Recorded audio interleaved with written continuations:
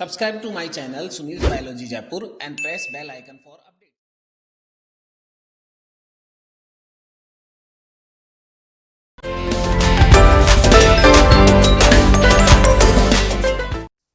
तो देखो, मैं आज शुरू कर रहा हूँ next chapter chemical coordination and integration. ठीक है, लेकिन उसको स्टार्ट करने से पहले हम एक वर्ड के बारे में बात कर रहे हैं यहाँ पर, and this is control and coordination.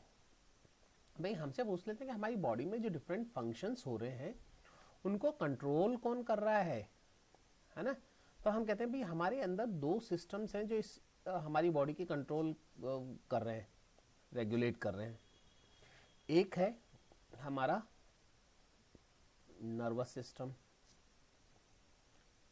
ठीक है, जो न्यूरॉन्स की हेल्प से हमारे अंदर क्या करता है, पूरी मैकेनिज्म को कंट्रोल करता है।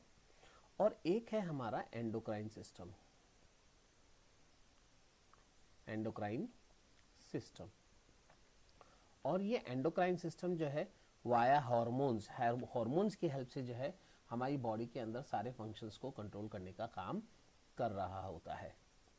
तो हम इस क्लास में जो है हम डिस्कस करेंगे अबाउट द एंडोक्राइन सिस्टम, जो आपका चैप्टर है केमिकल कोऑर्डिनेशन एंड इंटीग्रेशन।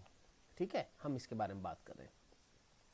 तो देखो बेटा, अपन ने जब टिश्यूज डिस्कस किए थे तो हमने वहां पर टिश्यूज में टाइप्स ऑफ ग्लैंड्स के बारे में बात की थी, अगर याद आ रहा हो तो। और टाइप ऑफ ग्लैंड्स में मैंने कहा था कि on the basis of the secretion जो है ग्लैंड्स जो हैं ये यहाँ पर can be classified in the three, है ना। Number 1 exocrine gland, number 2 endocrine glands,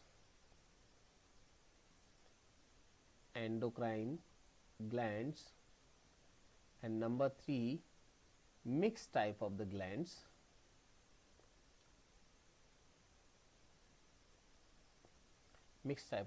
या जिनको हम क्या बोलते हैं, हीट्रोक्राइन ग्लैंड्स।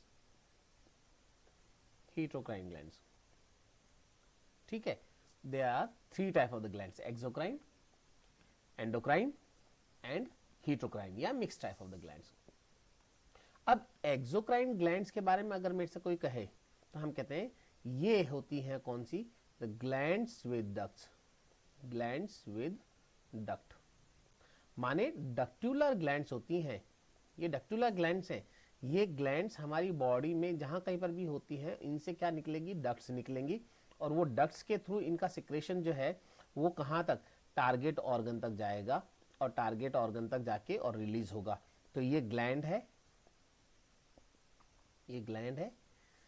इनसे डक्ट ओरिजिनेट होती है, और डक्ट के थ्रू इनका सिक्रेशन जो है वो कहां जाता है, टारगेट ऑर्गन तक जाता है और अपनी एक्टिविटी शो करता है।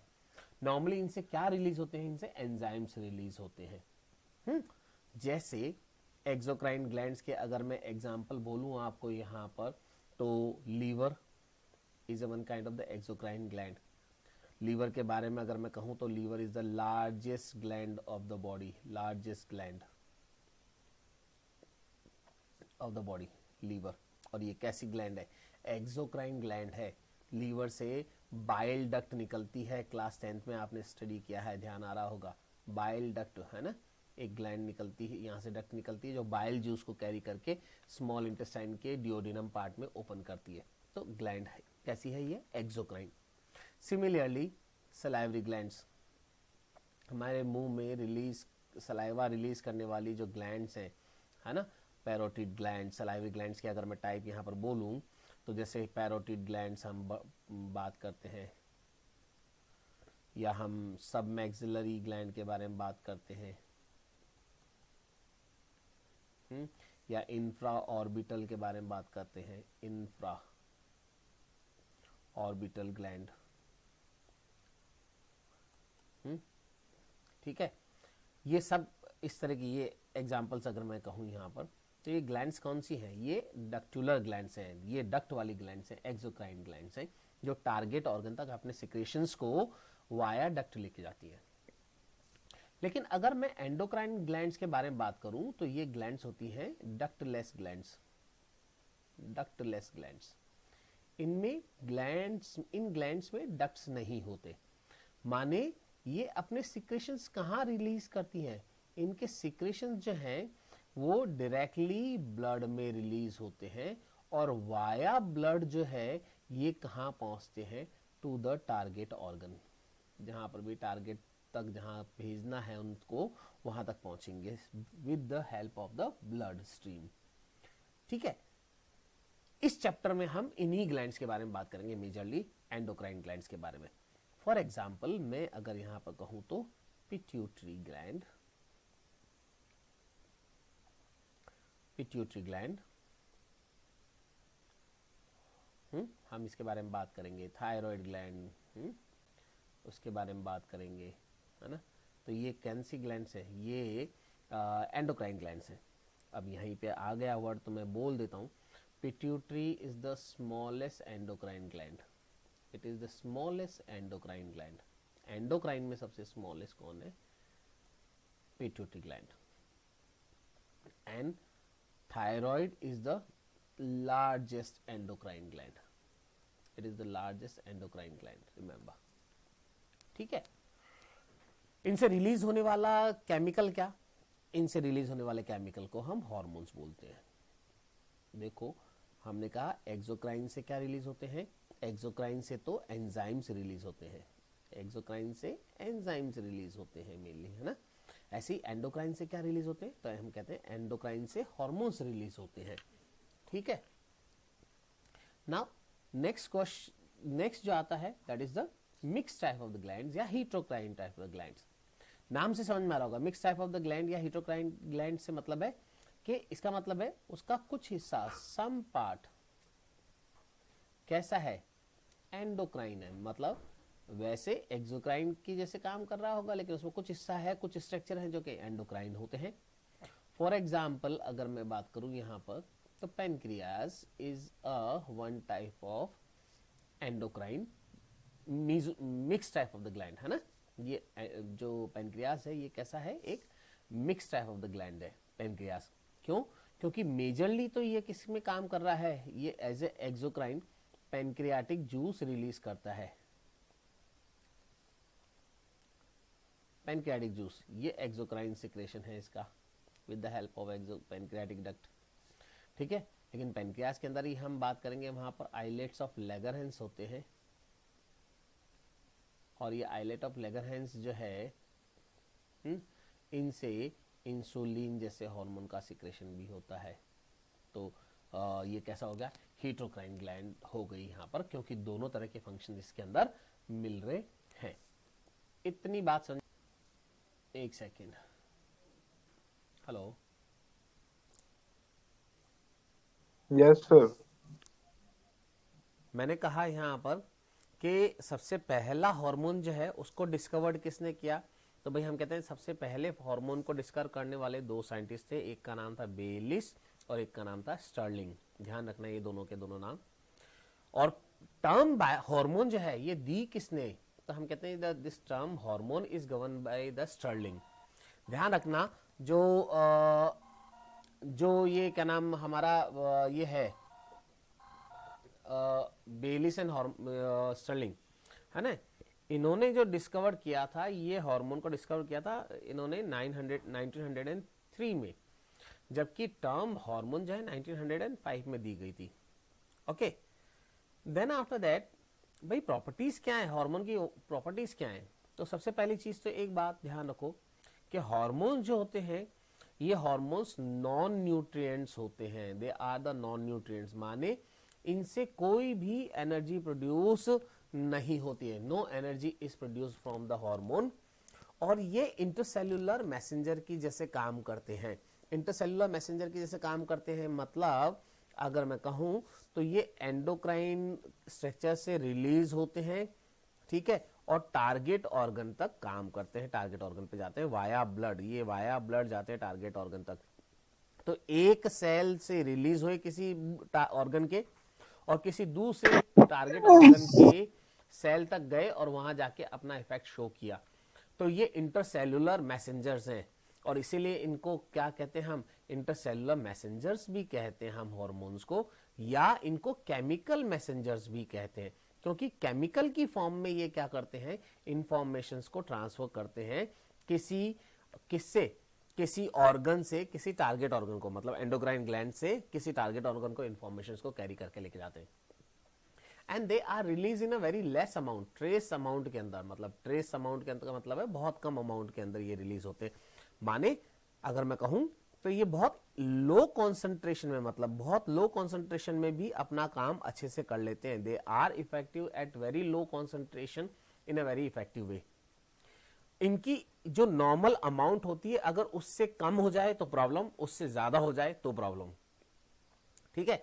और हमेशा हार्मोन का सिक्रेशन जो है वो कहां होगा, ध्यान रखना, इन द ब्लड, और वाया ब्लड ही ये क्या है, टारगेट ऑर्गन तक पहुंचेंगे। एंड हालांकि ये नॉन न्यूट्रिएंट्स होते हैं, लेकिन इनका किसी भी सेल के ग्रोथ में, डिफरेंशिएशन में, मेटाबॉलिज्म में जो है इनका रोल होता है। ये मेटाबॉलिज्म को प्ले करने में हेल्प करते हैं, वहां पर डिफरेंशिएशन में हेल्प करते हैं, ग्रोथ में हेल्प करते हैं, ठीक है। और ये लो मॉलिक्यूलर वेट वाले होते हैं, मतलब एंजाइम्स के कंपैरिजन में अगर हम कहें तो इनके मॉलिक्यूलर वेट जो है कंपैरेटिवली कम होते हैं, ठीक है। और अलग अलग तरीके के होते हैं, ये डिफरेंट टाइप होते हैं इनके on the basis of the chemical structure. हालांकि मैंने कहा मोस्ट ऑफ द हार्मोन्स जो है वो प्रोटीन्स हैं, most of the hormones are the proteins in nature, ध्यान रखना, ज्यादातर हार्मोन प्रोटीन्स है। लेकिन कुछ नॉन प्रोटीनिशियस भी डिस्कस करेंगे हम, जैसे स्टेरॉयडल हार्मोन्स आप सुनोगे, है ना, वो नॉन प्रोटीनिशियस होते हैं स्टेरॉयडल हार्मोन्स। अमाइंस होते हैं। तो हम आगे जब चैप्टर में बढ़ते जाएंगे जैसे जैसे, तो यू विल सी कि हम बात करेंगे हार्मोन्स, कई सारे हार्मोन्स जो हैं, not all but many hormones are release in pro hormone conditions. Pro hormone से क्या मतलब है, प्रो हार्मोन मतलब इनएक्टिव फॉर्म में रिलीज होते हैं। तो जब बॉडी में रिलीज होने के बाद उनकी जरूरत हो तो वो एक्टिव हो जाते हैं। फॉर एग्जाम्पल मैं इंसुलिन के बारे में बात करूं तो इंसुलिन जो है वो प्रो इंसुलिन की फॉर्म में रिलीज होता है हमारी बॉडी में, पहले प्रो इंसुलिन, और बाद में ये प्रो इंसुलिन जो है इंसुलिन में कन्वर्ट होता है और फिर अपना फंक्शन शो करता है। तब क्वेश्चन आया सर प्रो इंसुलिन और इंसुलिन में डिफरेंस क्या है। तो असल में स्ट्रक्चर में आप देखोगे ना, तो जो प्रो इंसुलिन होता है उसमें 3 पॉलीपेप्टाइड चेन्स मिलती है। एक पॉलीपेप्टाइड चेन ए होती है, प्रोटीन की चेन है ना, पॉलीपेप्टाइड चेन मतलब प्रोटीन चेन। एक पॉलीपेप्टाइड चेन बी होती है और एक पॉलीपेप्टाइड चेन होती है सी। और ये सी वाली जो पॉलीपेप्टाइड चेन है ये यूं ऐसे ए और बी को कनेक्ट करके रखती है, this is the C polypeptide chain. ये प्लस ए और बी पॉलीपेप्टाइड चेन आपस में एक दूसरे से डाइसल्फाइड बॉन्ड्स की हेल्प से भी जुड़े हुए होते हैं। लेकिन अभी इसमें ए और बी के साथ सी वाली पॉलीपेप्टाइड चेन भी है, तो ये कैसा है, नॉन फंक्शनल इंसुलिन है। नॉन फंक्शनल मतलब अपने जिन फंक्शंस के लिए बनाया गया है वो शो नहीं करता है, ये नॉन फंक्शनल। ऐसी कंडीशन में इस इंसुलिन को हमने बोला प्रो इंसुलिन। लेकिन जब ये काम आता होता है उस समय होता क्या है कि इसमें से ये जो सी पॉलीपेप्टाइड चेन है ये अलग हो जाती है, इसमें से इसको हटा दिया जाता है, और सिर्फ जो मैच्योर इंसुलिन या फंक्शनल इंसुलिन होता है उसमें सिर्फ 2 ही पॉलीपेप्टाइड चेन्स होती हैं। एक पॉलीपेप्टाइड चेन एस जो ये ए है वो होती है, और एक पॉलीपेप्टाइड चेन बी वाली जो है वो होती है, और ये दोनों के दोनों।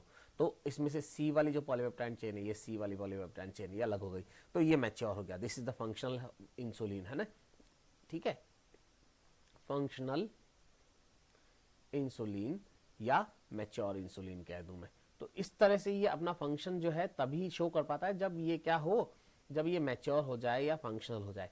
तो अब क्यों, जब बॉडी में जरूरत ही नहीं है अगर इंसुलिन की, उस समय भी इंसुलिन अगर एक्टिव फॉर्म में निकलता रहेगा तो हमारे अंदर साइड इफेक्ट्स होंगे उसके, कुछ ना कुछ फर्क पड़ेगा। इसलिए जब जरूरत हो तभी उसको रिलीज करो एक्टिव फॉर्म में, इसलिए ये क्या होता है, इनएक्टिव फॉर्म में निकलता है। एक क्वेश्चन आता है दिमाग में क्या बल्कि एग्जाम में भी कई बार पूछ लेते हैं, what are the differences in between enzymes and hormones. Enzymes और हार्मोन में क्या डिफरेंस है, ठीक है। तो हम डिस्कस करते हैं एंजाइम्स एंड हार्मोन्स के अंदर डिफरेंसेस क्या है। भाई मैं यहाँ हार्मोन्स के बारे में और एंजाइम्स के बारे में ये लिखता चलता हूँ, ठीक। तो देखो एंजाइम्स के बारे में अगर मैं कहूं यहां पर, तो एक बात समझना कि एंजाइम क्या होता है, या तो जहां बना, मतलब ये कोई स्ट्रक्चर है और यहां कोई एंजाइम बना और enzyme at the site of the synthesis ही अपना एक्शन शो कर रहा हो, या तो ऐसा हो सकता है, या एंजाइम डक्ट के थ्रू जो है, डक्टुलर ग्लैंड्स होते हैं ये, तो उनके थ्रू जाते हैं कहां, टारगेट ऑर्गन तक। ये टारगेट ऑर्गन है भाई, और टारगेट ऑर्गन तक जाएंगे एंजाइम्स और अपना इफेक्ट शो करेंगे। माने एंजाइम जो है क्या हो सकते हैं, they may act where they are produce और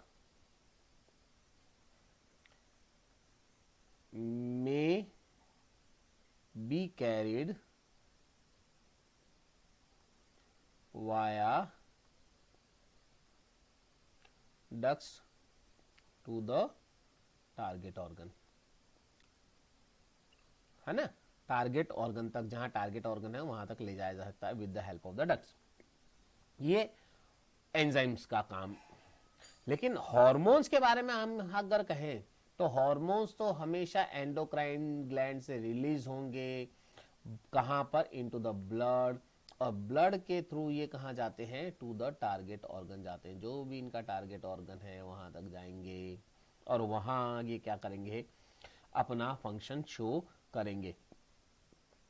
आई बात में, ठीक है। तो सिंथेसिस कहां होता है, किसी एक स्ट्रक्चर में होता है, और इफेक्ट इनका कहां होता है, किसी दूसरे स्ट्रक्चर में होता है।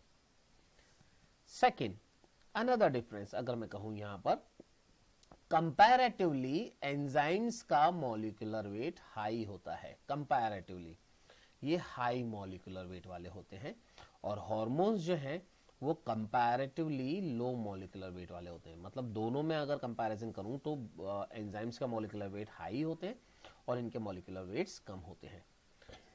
Enzymes are, most of the enzymes, याद है ना, मोस्ट ऑफ द एंजाइम्स,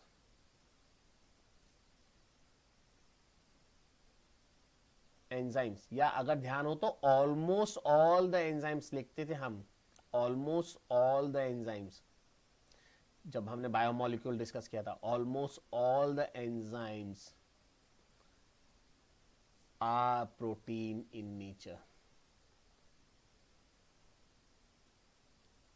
याद आ रहा है, प्रोटीनेशियस थे सारे एंजाइम्स, एक्सेप्ट एक एंजाइम मैंने वहां पर बोला था, एक्सेप्शन जो बोला था, याद आ रहा है क्या, कौन सा एंजाइम था, राइबोजाइम, है ना। ये राइबोजाइम जो था, इसको मैंने कहा था एक्सेप्ट ये एक आरएनए न्यूक्लियोटाइड था, राइबोन्यूक्लियोटाइड था। ये एक ऐसा एंजाइम है जो कि न्यूक्लियोटाइड है, कौन, ribozyme. Otherwise all the enzymes are protein, all the enzymes, ठीक है। इसलिए मोस्ट ऑफ द एंजाइम या almost all the enzymes are protein. जबकि यहां पर अगर कहूं मैं हार्मोन्स के बारे में, तो मोस्टली प्रोटीन्स होते हैं, बट, है ना, they may be steroids also, okay, they may be amines also, ठीक है। इस तरह से अलग अलग तरीके के हो सकते हैं। यहां पर बात समझ आई कि नहीं आई, है ना। अब हम बात करें एंजाइम्स के बारे में, तो कंपैरेटिवली एंजाइम्स का जो एक्शन होता है ना, वो धीमा होता है, कंपैरेटिवली धीमा होता है। ऐसा नहीं कि बहुत धीमा हो, but as compare to the hormones act slowly. और हार्मोन जो है कंपैरेटिवली अगर हम कहें तो एक्ट्स क्विकली, कंपैरेटिवली तेजी से काम करता है। वो लास्ट वाली क्लास में अभी बीच में मैंने आपको एकदम से अचानक से हाँ करके चिल्लाया था मैं जोर से, और आपकी हार्ट बीट बढ़ गई थी, आप कहा डर गए थे, हम घबरा गए थे, है ना। क्यों, एड्रेनलिन रश हुआ था। देखो सेकंड्स भी नहीं रह गए थे, मिली सेकेंड्स के टाइम पीरियड में आपकी हार्ट बीट बढ़ गई थी उस समय। क्यों? हार्मोन रिलीज हुआ था एड्रेनलिन ब्लड में, तो कंपैरेटिवली इट इज क्विक और फास्टर। लेकिन कुछ ऐसे भी हो सकते हैं जो स्लो भी वर्क करते हैं, बट मोस्टली कैसे? Quickly, but some may be slow also, है ना, कुछ स्लोली काम करने वाले भी हो सकते हैं। आई बात में? नाउ एंजाइम्स के बारे में हमने कहा था कि एंजाइम्स क्या है? एंजाइम्स बायोमोलिक्यूल हैं जो कि क्या करते थे? Speed up the reactions, rate of reactions को बढ़ाते थे। ध्यान आ रहा हो तो दे स्पीड अप द रिएक्शंस, है ना। लेकिन अगर हॉर्मोन्स के बारे में मैं कहूं तो ये क्या कर सकते हैं? किसी केमिकल रिएक्शन को एक्सेलरेट कर सकते हैं, बढ़ा सकते हैं। Accelerate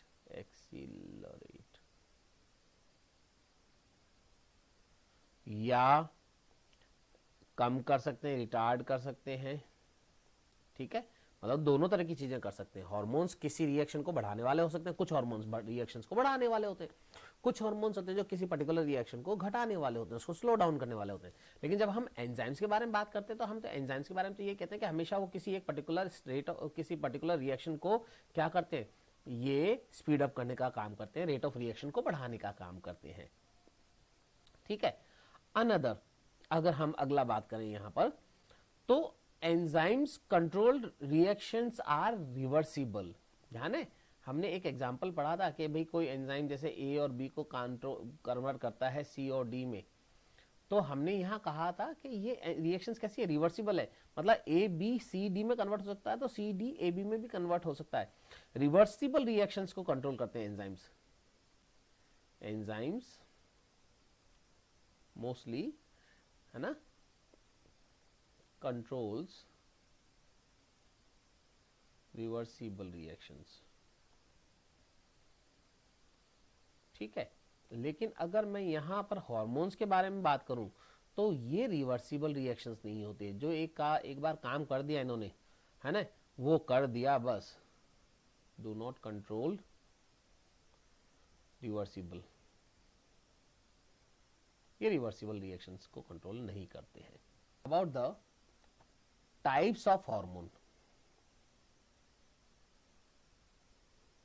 types of hormone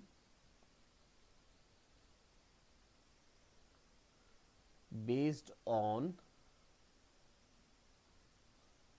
chemical nature। ये एक इंपॉर्टेंट आपके लिए नीट के लिए क्वेश्चंस बन सकते हैं यहां से, तो ये ध्यान रखना, ये याद रखना है आपको चार्ट। देखो, अगर मैं हार्मोन्स के बारे में कहूं तो हार्मोन्स में be categorise in some types. जैसे सबसे पहला amino acid derivative hormones, amino acid derivative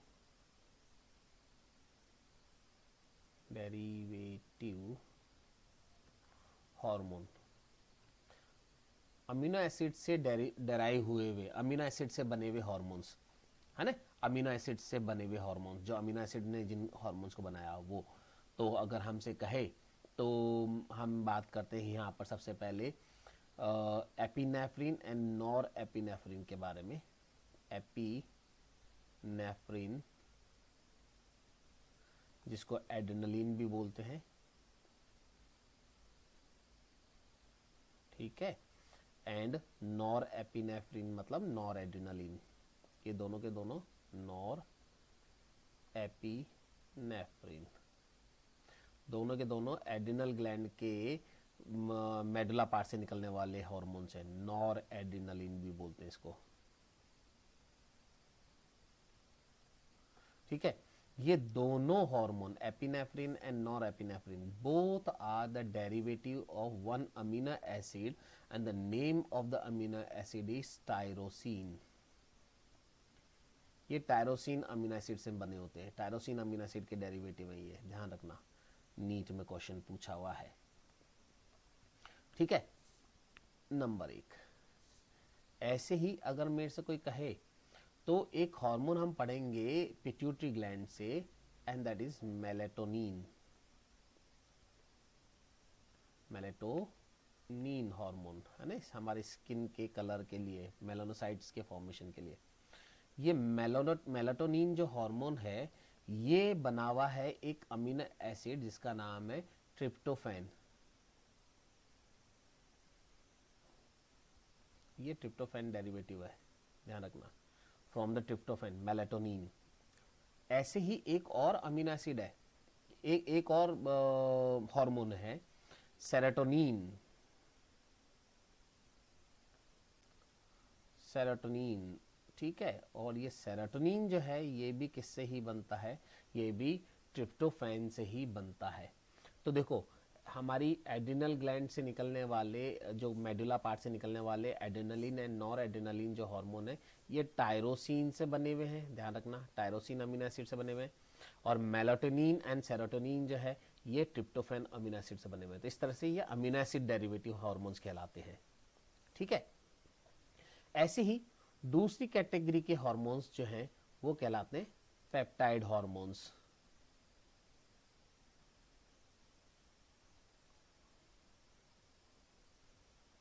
and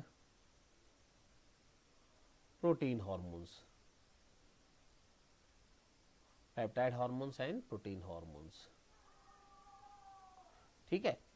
अब देखो अगर मैं बात करूं यहां पर, तो हमने एक हार्मोन पढ़ा था अभी पिछले चैप्टर में, ADH एंटी डायूरेटिक हार्मोन, है ना, ADH एंटी डायूरेटिक हार्मोन जो हाइपोथैलेमस से बनता है और पिट्यूटरी में स्टोर होता है सिर्फ। ये ADH जो है, this is a one kind of the peptide hormone, ये एक पेप्टाइड हार्मोन है। पेप्टाइड हार्मोन मतलब ये अमीनो एसिड की एक शॉर्ट चेन से मिलकर बना होता है ना, अमीनो एसिड्स, तो पेप्टाइड हार्मोन है, पेप्टीन पेप्टाइड चेन्स होती हैं, ठीक है। या आगे हम बात करेंगे अभी ऑक्सीटोसिन के बारे में। पिट्यूटरी ग्लैंड से ही निकलता है एक और हार्मोन ऑक्सीटोसिन, बनता हाइपोथैलेमस में। ये दोनों के दोनों हार्मोन ADH एंड ऑक्सीटोसिन बनते हाइपोथैलेमस में हैं और उसके बाद आकर स्टोर होते हैं पिट्यूटरी ग्लैंड में, और जब इनकी रिक्वायरमेंट होती है तो फिर ये यहाँ से पिट्यूटरी से रिलीज होते हैं, लेकिन सिंथेसिस इसका जो है हाइपोथैलेमस में होता है दोनों का।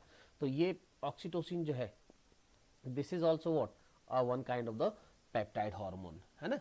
ऑक्टापेप्टाइड्स होता है ये नेचर में, मतलब 9 पॉलीपेप्टाइड चेन से बना हुआ होता है, 9 प्रोटीन की चेन से मिलकर बना हुआ होता है।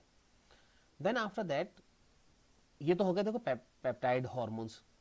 अब अगला हम बात करें यहाँ पर तो प्रोटीन हार्मोन्स। तो प्रोटीन हार्मोन जैसे अगर हम कहें तो इंसुलिन जो पैनक्रियास से निकलेगा वो एक प्रोटीन हार्मोन है, ठीक है। या ग्लूकागॉन जो भी एक पैनक्रियास से निकलने वाला हार्मोन है ये भी प्रोटीन हार्मोन है। या अगर मैं कहूँ पिट्यूटरी से निकलने वाले हार्मोन, पिट्यूटरी ग्लैंड से निकलने वाले हार्मोन्स, पिट्यूटरी ग्लैंड से निकलने वाले हार्मोन्स में अगर मैं कहूँ तो जैसे ग्रोथ हार्मोन था, या थायराइड स्टिमुलेटिंग हार्मोन है ना, ये कौन से हार्मोन्स हैं, ये प्रोटीन हार्मोन्स हैं, इन नेचर ये प्रोटीन हार्मोन्स होते हैं, ठीक है। या अगर मैं कहूँ यहाँ पर तो हम आगे बात जब करेंगे अभी थायराइड के बारे में, तो थायराइड के अंदर हम बात करेंगे एक थायरोकैल्सिटोनिन के बारे में, थायरोकैल्सिटोनिन, ये थायरोकैल्सिटोनिन एक प्रोटीन हार्मोन होता है, प्रोटीन से बना हुआ।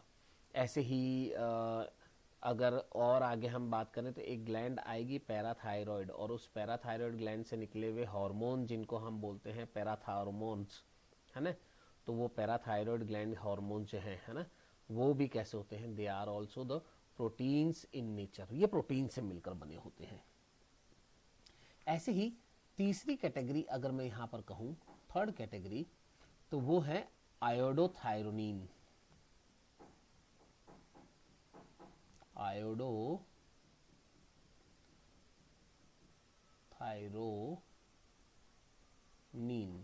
आयोडोथायरोनिन। अगर हम आयोडोथायरोनिन हार्मोन्स के बारे में बात करें तो ये क्या है, हमसे अगर कोई पूछे तो हम कहते हैं कि भाई आयोडोथायरोनिन जो है ये आयोडीनेटेड अमीनो एसिड वाले ग्रुप के हार्मोन्स हैं, आयोडीनेटेड अमीनो एसिड वाले ग्रुप के अमीनो एसिड्स हैं। मतलब अगर हम कहें तो इनके अंदर टायरोनिन एक अमीनो एसिड है जिसका क्या हो जाता है, आयोडीनेशन होता है, उसके साथ आयोडीन जुड़ जाता है और फिर उससे क्या होते हैं, वो हार्मोन बनते हैं। जैसे आप T3 और T4 हार्मोन पढ़ोगे थायराइड ग्लैंड से, ये आयोडोथायरोनिन्स के एग्जांपल्स हैं। और लास्ट कैटेगरी जो हम यहाँ पर डिस्कस करेंगे, जिनको हम आगे देखेंगे, वो होंगे स्टीरॉयड हार्मोन।